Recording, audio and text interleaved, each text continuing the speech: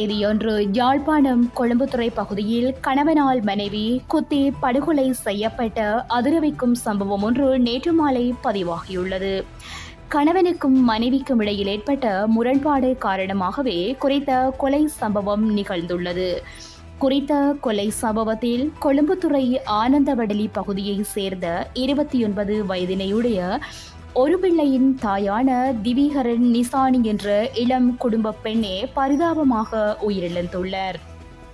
கணவன் மனைவிக்கிடையில் ஏற்பட்ட தகராறு நிலையில் கணவன் மனைவியின் நெஞ்சு பகுதியில் கத்தியால் குத்தியதாகவும் படுகாயமடைந்த மனைவி உயிரிழந்துள்ளதாகவும் போலீசாரின் முதற்கட்ட விசாரணையில் தெரிய வந்துள்ளதாக குறிப்பிடப்பட்டுள்ளது.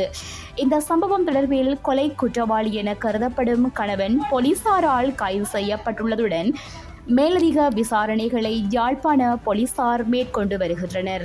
மேலதிக செய்திகளை எமது இணையதளமான www.tamilkathir.com என்ற இணையதளத்தில் பார்வையிடலாம். அத்துடன் உடனுக்குடன் செய்திகளை காணொலி வடிவில் தெரிந்து கொள்ள எமது யூடியூப் சேனலை சப்ஸ்கிரைப் செய்து இணைந்திருங்கள்.